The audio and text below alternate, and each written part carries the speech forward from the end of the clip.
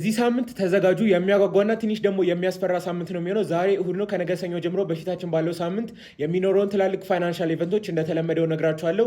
እናንተም እንደተለመደው ፎሎ እያደረጋችሁ ተከታተሉኝ። ሰኞ ይጀምራል። እንግዲህ ጉዱ ሰኞ እንደምታዩት ኖ ኒውስ መንዴይ ነው። እዚህ ብቻ ሳይሆን ካምፓኒዎች ኤርኒንግ ሪፖርትን ላይ ስታዩት ሰኞ ምንም አይነት ኤርኒንግ ሪፖርት አይኖርም። ሰኞን እንደምንም ሰርቫይቭ ካደረጋችሁ እንግዲህ ማክሰኞ ላይ ጆብ ኦፕኒንግስ አለ እና ደግሞ ኤዲፒ ዊክሊ ኢምፕሎይመንት ቼንጅ አለ። በዛ ላይ ቴንታቲቭ ነው። ባለፈው ሮብ ላይ ኤዲፒ ምን እንዳደረገ አይታችኋል። ወደ ማክሰኞ ኤርኒንግ ሪፖርት ስመጣ ከኦፕን በፊትም ከክሎዝ በኋላም እስከዚህም ነው። ሜቢ ጌም ስቶፕ ትንሽ ሮብ እንደተለመደው ነው። ምንም ማለት የለብኝም። ፕሪ ማርኬት አልቀረ፣ አፍተር ማርኬት አልቀረ። በዛ ላይ በዲሴምበር ፕራይስ አክሽን ኢማጂን አትሊስት ኤርኒንግ ሪፖርቶቹ ከማክሰኞ ይሻላሉ። እንደምታዩት ከክሎዝ በኋላ እነ ኦራክል እና እነ አዶቢ አሉ።